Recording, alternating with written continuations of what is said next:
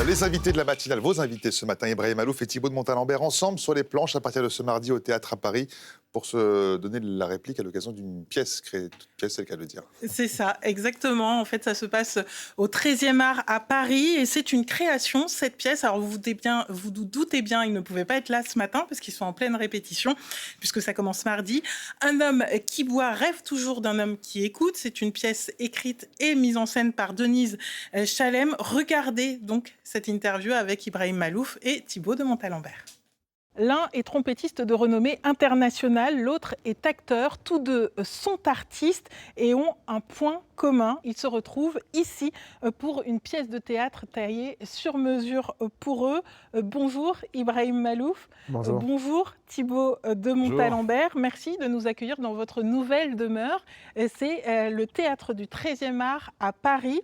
Un homme qui boit rêve toujours d'un homme qui écoute. Nom de cette pièce écrite par Denise Chalem et inspirée des chroniques de l'écrivain Kamel Daoud.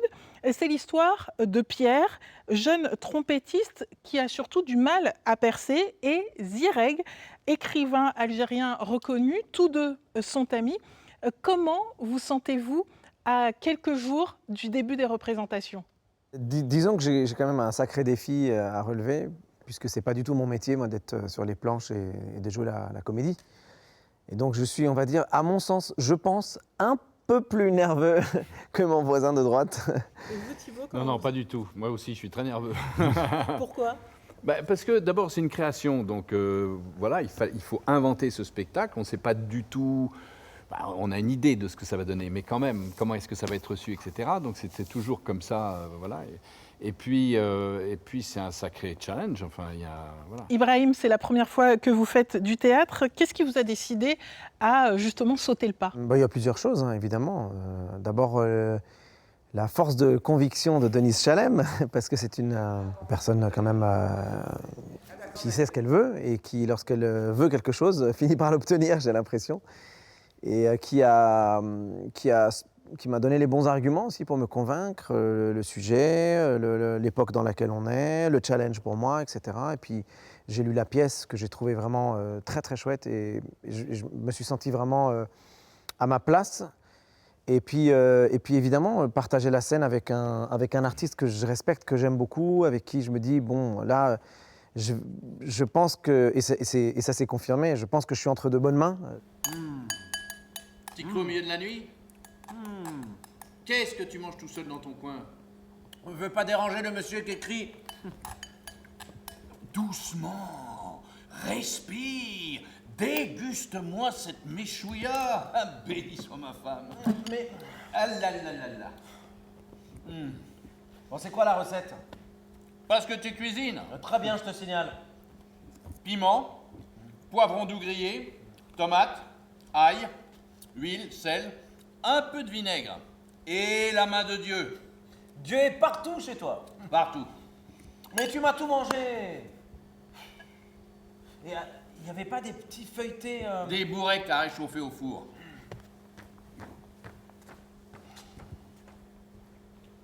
Pour un premier saut dans le grand bain comme ça, alors que j'ai jamais appris à nager, j'avais besoin de quelqu'un qui me donne confiance, qui me rassure, qui m'apprenne des choses.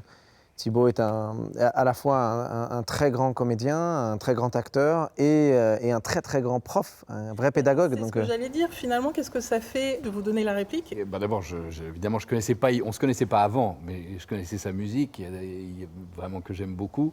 Et puis, je trouve ça intéressant, à plus d'un titre. Déjà, de jouer avec un musicien, c'est formidable, parce qu'il y a quelque chose avec la musique qui a à voir avec le rythme du plateau, qui a à voir, etc. Alors même s'il n'a jamais joué, il est quand même en scène depuis qu'il a l'âge de 8 ans, c'est un truc comme ça.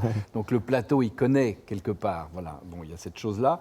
Et puis, de jouer avec quelqu'un, je dirais, qui est complètement vierge d'une certaine manière, ça permet aussi pour moi de reprendre contact avec des choses qui sont fondamentales, je dirais, et simples, quoi. De ne pas aller dans une espèce de trop de complications, mais juste de trouver déjà le rapport qu'on a entre tous les deux, et pense que ça marche pas mal.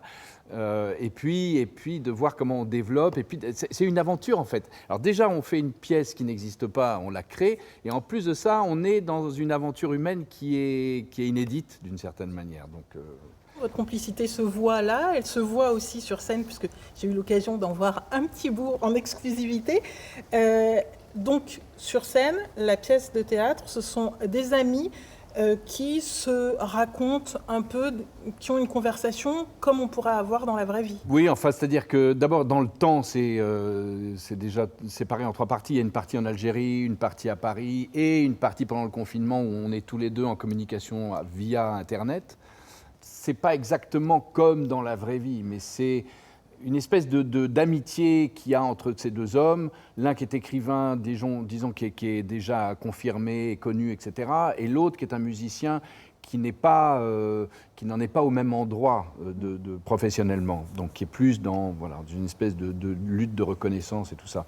Et après, c'est un échange et une inspiration de l'un à l'autre. Enfin, c'est un flux comme ça. Oui, parce qu'en fait, cette pièce raconte l'amitié entre 2 personnages. Donc, vous, que tout oppose, il y a des échanges de points de vue, notamment sur les conditions des femmes, des moments de partage. Qu'est-ce qui vous plaît justement dans ces moments de partage ? C'est qu'on redonne du sens à ce qu'est une vraie discussion, un vrai débat.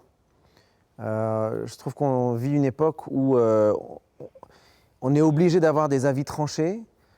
Sur Twitter, tu as 3 lignes où tu dois décider si tu es d'accord ou pas d'accord. Tu dois te prononcer contre ou pour tout. Et si tu n'as pas d'avis, honte à toi. Et si tu as un avis, honte à toi parce qu'on ne va pas être d'accord. Enfin, on est une époque quand même un peu compliquée où même les médias, pour être complètement transparent, même les médias finalement résument un peu tout, alors que les choses sont quand même toujours un peu plus compliquées que ce qu'elles ont l'air. Et cette pièce-là, en fait, remet un peu cette idée que le débat, c'est sain. Ces 2 amis qui se connaissent bien, qui en effet ont beaucoup de différences dans la carrière, dans ce qu'ils font, etc. Ce n'est pas les mêmes vies, ce n'est pas les mêmes hommes, c'est 2 cultures différentes, etc.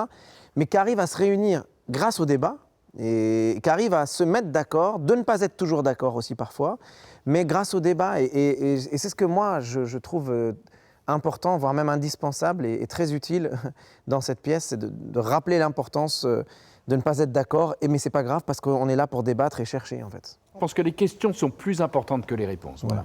En gros, c'est ça. C'est poser des questions, c'est plus important d'une certaine manière que d'y répondre. Parce que poser une question, c'est déjà engager l'autre à chercher. Le problème aussi d'aujourd'hui, c'est qu'on mâche le travail en étant toujours blanc ou noir, oui ou non, pour ou contre.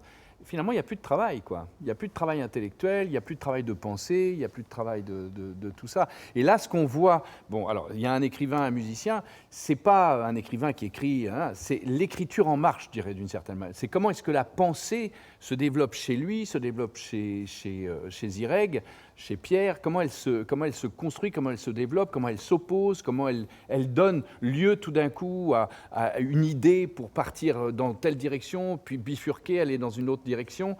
Et il y a une espèce de plaisir, de gourmandise qui est aussi alors, très représenté dans la pièce parce qu'ils ont une espèce d'amour par rapport au vin, par rapport à la nourriture. C'est lié, tout ça est lié en fait. C'est-à-dire le plaisir de discuter et de penser, de réfléchir ensemble est lié au plaisir de boire et de manger. De partager. Et de partager. Et il y a quelque chose qui suit ce que vient de dire Thibaut aussi, que moi je trouve plaisant, et je pense que ce sera le cas, j'espère, pour le public, c'est que ces moments où on discute, si on est dans le public, on va écouter l'avis de l'un, on va dire « Ah, c'est vrai, c'est vrai qu'il n'a pas tort ». Puis on va écouter l'autre qui va dire complètement le contraire. « Ah bah c'est vrai quand même aussi, c'est vrai qu'il n'a pas tort ». Et puis on va écouter l'autre qui va dire « Ah bah oui, quand même, il n'a pas tort non plus ». Et puis c'est que ça en fait. Et on se rend compte que finalement on est d'accord avec tout parce qu'en fait tout le monde a un peu tort et un peu raison, et d'où l'intérêt de débattre. Ibrahim Malouf, Thibaut de Montalembert, merci de nous avoir accordé cette interview et de nous avoir accueillis ici. Vous êtes donc sur scène, Un homme qui boit rêve toujours d'un homme qui écoute, une pièce donc écrite par Denise Chalem. Première représentation ce mardi 27 février jusqu'au 31 mars au Théâtre du 13e Art à Paris. Merci à vous et belle représentation. Merci beaucoup. Merci à vous.